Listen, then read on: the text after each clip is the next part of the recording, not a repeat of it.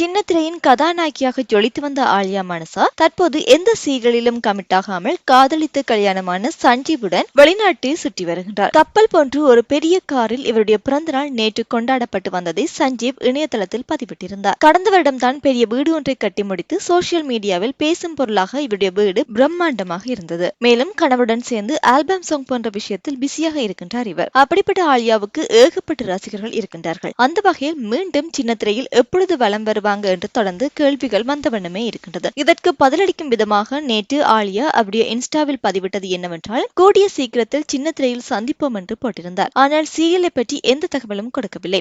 முதலாக ராஜாராணி சீரியல் மூலம் செம்பா என்ற கேரக்டரில் அறிமுகமானார் இவர். இந்த வெற்றியை தொடர்ந்து இரண்டாம் பாகத்திலும் நடித்தார். அதன் பிறகு சன் டிவியில் இனியா என்ற சீரியல் மூலம் அனைவர் மனதையும் கவர்ந்தார். தற்போது சன் டிவி சீரியலும் இல்லை, விஜய் டிவி சீரியலும் இல்லை என்று குட் பை சொல்லிவிட்டு ஜீ தமிழ் சேனலுக்கு தாவிவிட்டாராம். அந்த வகையில் ஆலியா அடுத்து நடிக்க போகும் சேனல் ஜீ தமிழ் தான் என்றும் இதை அவரே உறுதி செய்திருக்கின்றார். அதனால் கூடிய சீக்கிரத்தில் ஜீ தமிழில் இன்னும் புத்தம் புதிய சீரியலுடன் ஆலியா வரப்போவதாக அறிவிக்கப்பட்டுள்ளது. இந்த தகவல் ஆலியா ரசிகர்களுக்கு மிக பெரும் சந்தோஷத்தை ஏற்படுத்தியிருக்கின்றது.